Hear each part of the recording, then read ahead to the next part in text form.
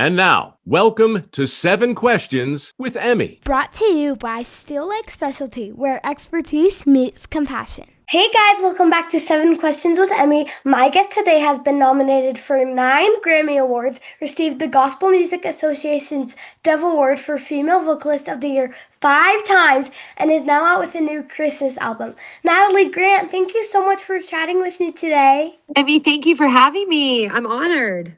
I'm very excited for this. Are you ready to get started with the questions? I am. What got you interested in the music industry? So, I grew up in Seattle, Washington. That's where I was born and raised. And my family, I'm the youngest of 5 kids, and my whole family is musical. None of them are in professional music like me, but we would travel around as a family, like in the summers, we'd go camping or whatever. And I just remember singing together in the car and singing together at home and singing in church together. And so I fell in love with music at a really young age. And then I was really involved in music in my church. But I never thought I was going to do it professionally. Like back when I grew up, there was no such thing as American Idol or The Voice, or like people didn't like go on, talent shows or whatever. And Seattle just seemed like in the corner of the world, so far away from what was happening in the music business for Christian music. And so I went to college and studied elementary education, and I thought I was going to be a first grade teacher. And then there was this music group that came through my hometown, and I auditioned for them. And I thought, well, I'll just take a little bit of time off of college and go do that. They were called Truth. And so I did that.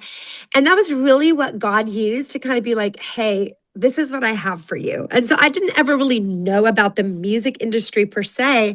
I just kind of took one step, put one foot in front of the other, and would take the next step. And if the door opened, I would kind of walk through it. And here I am all these years later. It led me to Nashville and led me to a record deal. And I just still can't believe that I get to do it. That's so cool. Your holiday record is called Christmas. Why did you decide to record it, and what can we expect listening to it? So I recorded a Christmas record a long time ago, long before you were born. It was 20 years ago. And I always wanted to do another one because growing up, Christmas was like everything at my house. I don't know what Christmas is like for you, but we would decorate really early, and we always loved Christmas music. And sometimes I would listen to Christmas music year round. Like I am a Christmas junkie. I love all the cheesy Hallmark Christmas movies. Like I just love it all. And so when it was time to make a new Christmas record, I knew that I wanted to make a classic Christmas record. And so what you can expect from it is it's really nostalgic. Like there's 8 classic Christmas songs, 2 originals, but the classic songs, like I think the thing I love the most about it is all of it's real, like real strings, real horns, like even the singers, like some really old-fashioned Christmas records that I love, like Ella Fitzgerald and Louis Armstrong. Back when they recorded it, they were all standing around one microphone and they were all singing and all the players were in the room. And so we made a lot of the record just like that. So it sounds really classic. I recorded live with a symphony, and all the background singers were recording on one microphone. And so it's really cool. It's very nostalgic. That's so cool. I can't wait to listen to it. I can't wait for you to hear it. My favorite Christmas song, well, it's very hard to pick actually because I love it is hard. it's like all the songs are just so good and they make you just so happy, But probably like Santa Baby. But what is yours? I love Santa Baby. So it's hard for me to pick. I love A Holy Night, but I had already recorded that on another Christmas record. Yeah. But on this one, on this Christmas record, my favorite one that I did was either I'll Be Home for Christmas, which I just love because it has such a dreamy feel, and living in Nashville, I always dream of getting home to Seattle for Christmas. But we did a really fun arrangement of Jingle Bells. I cannot wait for you to hear it because it is really, really, really fun. I'm very excited. Well, you kind of said earlier that you had like the traditions of listening to like Christmas music while you're decorating. But do you have any other like holiday traditions?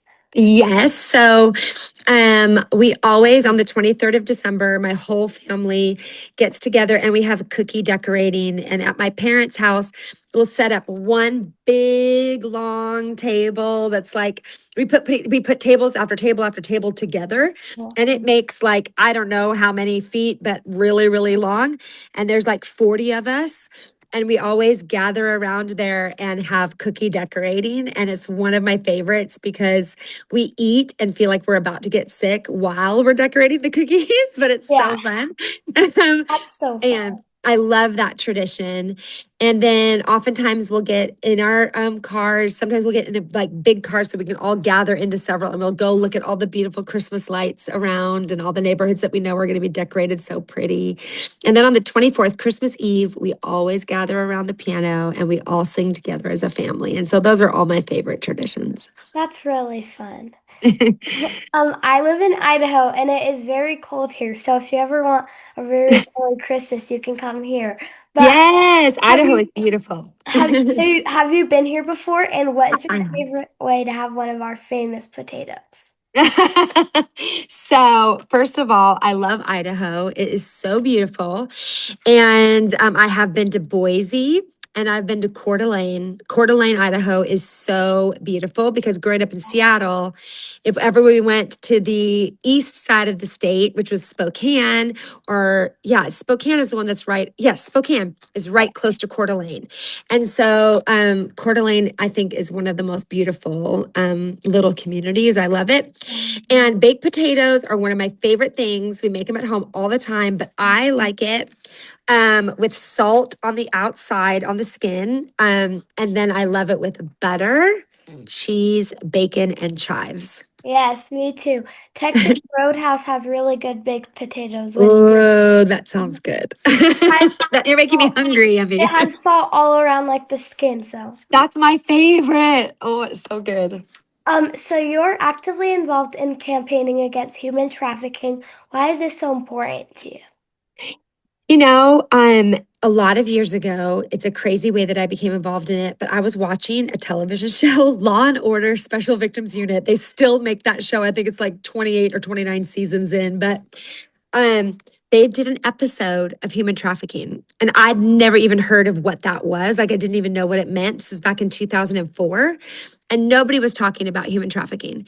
And there was something about that TV show that just really uh did something I was like, I have to find out if this is actually happening. And so I started to Google, like, what is human trafficking? And I read the Human Trafficking in Persons report from the United States government. And I was like, this is not only is this real, but the government knows about it and they're putting all these numbers and facts and figures. Yeah. And my husband and I found this organization online and we ended up taking a trip to India 3 months after I saw that TV show. And that trip changed my life because I saw little kids for sale on the street with my own eyes. And I think seeing it in person and going, wait, these are humans, like these are little kids, like 5 and 6 years old. Like, why is not everybody talking about this and telling the world about what is happening? And since that time, a lot of people have learned about what human trafficking is. And a lot of people are doing such a good job of awareness and in making people aware that it's not just happening in India or across the world, that it's actually happening across the street. It happens in America. It happens in your community. It happens everywhere. And we have to make people aware. So not only do can they protect their families and themselves, but they also know what to look for. There was a human trafficking ring that was broken up in outside of Nashville in a small town called Franklin, Tennessee, this beautiful, sweet community that had a trafficking ring going on. And it was actually citizens, just the local citizens in the neighborhood that noticed that something was not quite right. And they're the ones who called the police. And that's why the trafficking ring was broken up.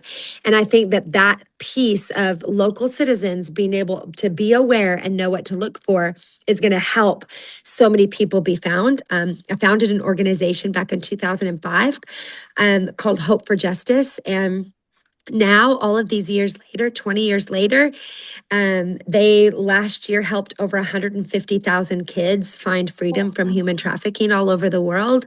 And it's incredible what the organization has grown into and what they are able to do in partnership with the United States government and partnership with people all over the globe.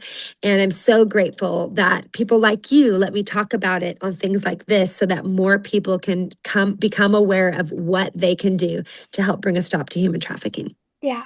I thank you so much, and I love how like strong and like powerful you are about it. Oh, We thank need more you. people like you in the world. I feel the same way about you. You're Thank doing so much, so much good in the world, Emmy. thank you.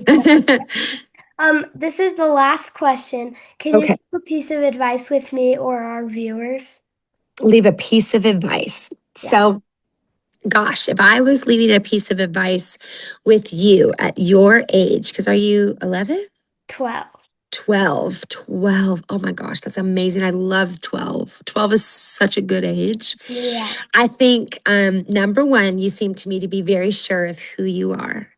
And make sure that you keep that thing of, for me, because I'm a person of faith, I turn to God to know who it is that I am. Like, help me understand who I am. And being sure of that and not letting culture try to define who you are, because culture will try. They'll put so many things on social media that you need to look this way, or you need this kind of skincare, or you need this kind of whatever. And I see that happening younger and younger, where all of a sudden all these young girls are thinking they have to do this, or they have to use a gua sha, or they have to do something to be sure of who you are and be confident in who you are. The other thing is always listen to that still small voice that's inside, that resoluteness that you have in the core of your spirit. And I think that for you, like knowing what you wanted to do, look at you, you're interviewing people, you're putting these things out into the world, you're taking a hold of your future and what you want to do. Never let somebody else take a hold of that for you. You'll always want help. Always be discerning about who you're letting help and who you're letting speak into your life. I'm sure your parents and people are helping you with that.